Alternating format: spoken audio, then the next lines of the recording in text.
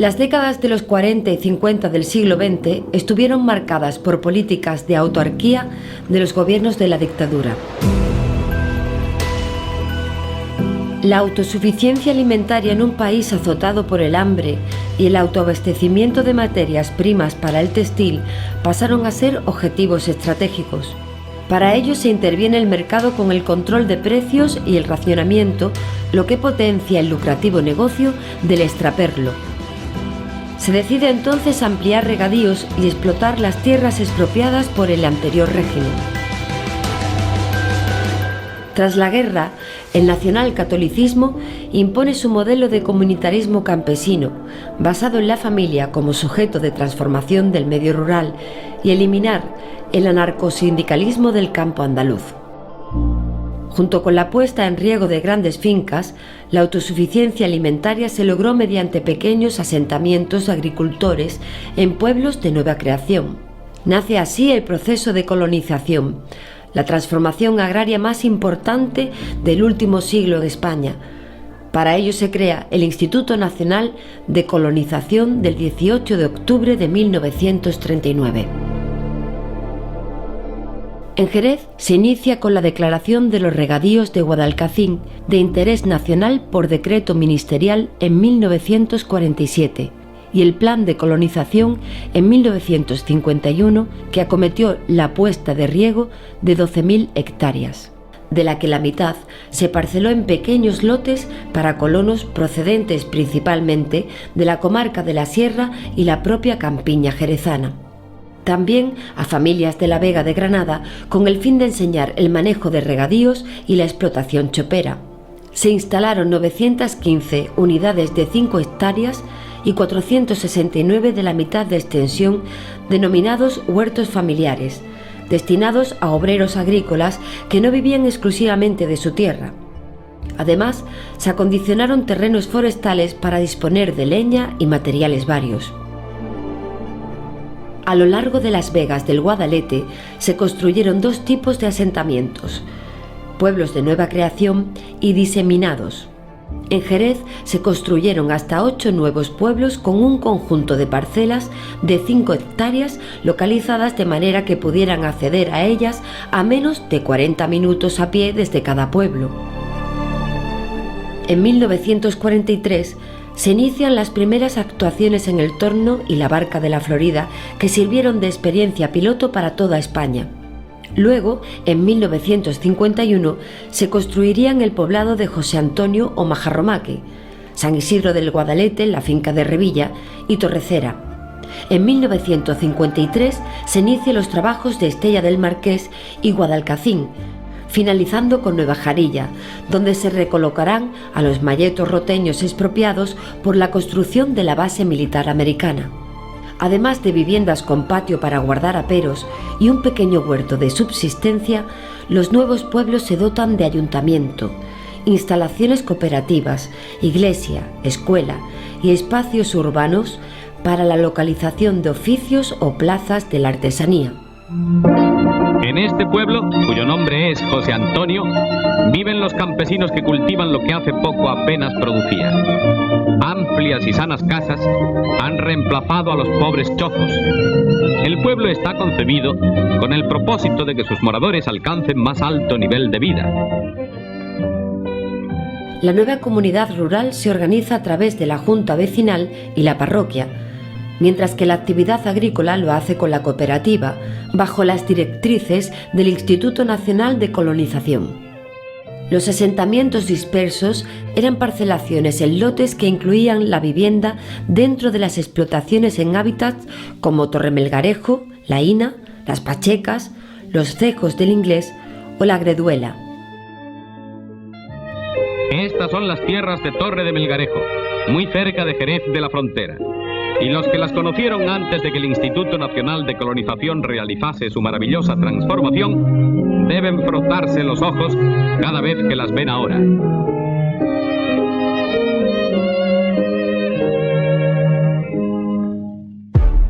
En 1963, España firma con Estados Unidos los acuerdos de defensa mutua y ayuda económica, lo que supuso cierto aperturismo y el fin de las políticas de autarquía. En el mundo rural supuso facilidades para la mecanización y el acceso a semillas mejoradas y fertilizantes. El modelo estadounidense se difundió a través del Servicio de Extensión Agraria. En pocos años la productividad de los principales cultivos se duplicó. En 1959, el gobierno de Franco aprueba el Plan de Estabilización, dejando las decisiones en manos de los tecnócratas. A partir de ese momento es la empresa agraria y no la familia campesina católica el sujeto de las políticas de desarrollo rural. En este contexto, la agricultura jerezana verá a lo largo de la década de los 60 y 70 un espectacular crecimiento amparado por el proteccionismo del consumo interior, la intervención estatal del control de precios, los oligopolios agroindustriales y la inversión del Estado. Son los años del desarrollismo. Los vinos de Jerez, superada la filoxera, y la caída de ventas de las pasadas décadas incrementan la exportación de manera espectacular, lo que lleva a que la superficie de viñedos alcance las 20.000 hectáreas. También los cereales aumentan su productividad y Jerez se posiciona como enclave privilegiado para los trigos duros y de alta calidad harinera. El sector lácteo local también se convierte en uno de los más productivos de Andalucía, sobre todo cuando en 1961 se constituye la cooperativa ganadera La Merced, que asumirá funciones de central lechera para toda la provincia. Esto aumentará la siembra de cultivos de forrajeros y los regadíos de Guadalcacín se llenan de alfalfa, sorgo y maíz destinados a la alimentación animal. Pero sobre todo serán dos los cultivos que marcarán los paisajes agrarios jerezanos, el algodón y la remolacha. El cultivo del algodón lo potencia el Instituto Nacional de Colonización para lograr la autosuficiencia en producción de fibra para la industria textil nacional. Estuvo tan vinculado a los pueblos de la colonización que se convirtió en seña de identidad de los nuevos pobladores. En la provincia pasó de 3.000 hectáreas cultivadas en 1950 a 55.000 de 1960.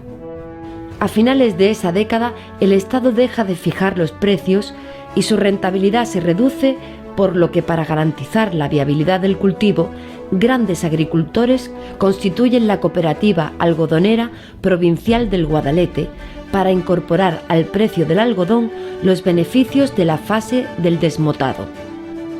También se mejora la productividad incorporando nuevas variedades, modernizando las técnicas de fertilización y riego, pero sobre todo la mecanización del cultivo.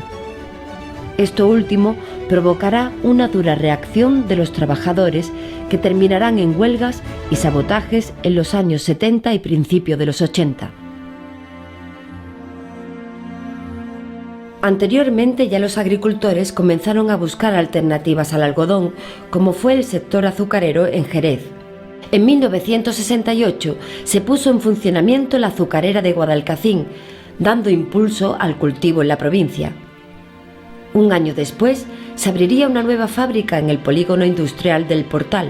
Esto amplió la superficie de cultivo en la provincia, que pasó en 1950 de las 1.900 hectáreas a 46.000 20 años después. En la década de los 70, Jerez concentraba el 25% de la producción azucarera del país y el 60% de Andalucía, convirtiéndose en la segunda actividad industrial de la ciudad y que tenía un importante impacto económico en otros sectores como el transporte. En este tiempo, Jerez se convierte en la capital agraria de la provincia y un referente nacional, acogiendo sedes de instituciones del Estado como el IRIDA, que sustituía al antiguo Instituto Nacional de Colonización, Servicio Nacional de Producciones Agrarias o la Confederación Hidrográfica del Guadalquivir.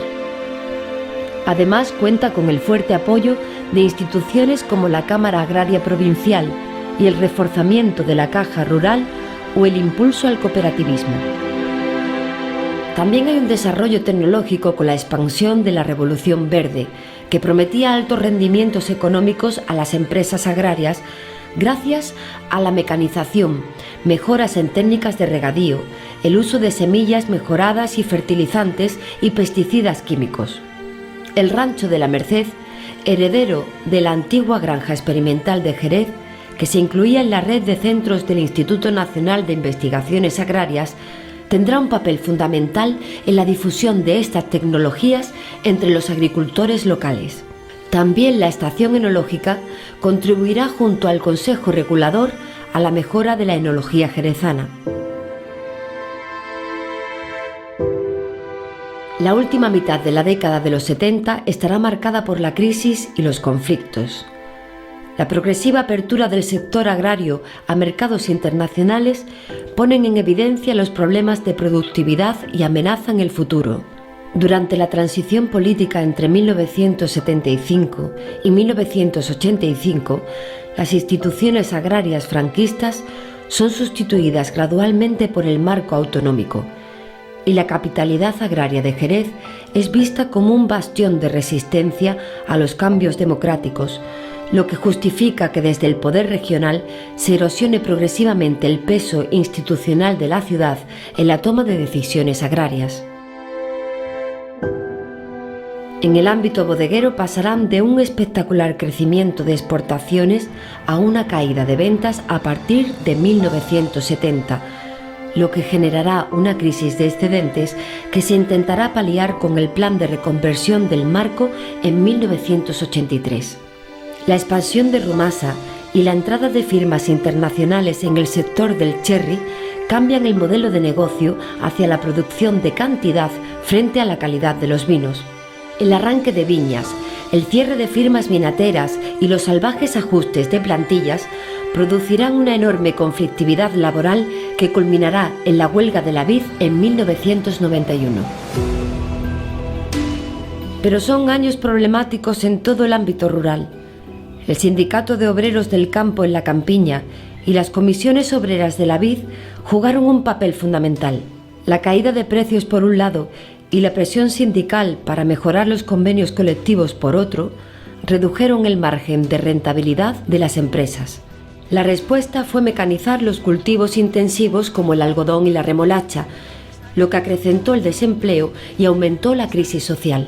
El sector ya no podía absorber toda la mano de obra existente y muchas familias se vieron obligadas a emigrar. El Estado activó el Plan de Empleo Rural y el subsidio agrario como forma de reducir la tensión en los pueblos. Por su parte, la Junta de Andalucía pone en marcha en 1984 su reforma agraria que pretendía encajar los objetivos ideológicos de la Segunda República con la mejora de la competitividad del sector agrario. En Jerez, las actuaciones de la reforma agraria se limitaron a la finalización de las obras sin acabar de la antigua Irida en los regadíos de Guadalcacín y al desmonte de los pocos espacios adehesados que quedaban en la campiña y que bajo la perspectiva de aquel momento se entendían como tierras abandonadas.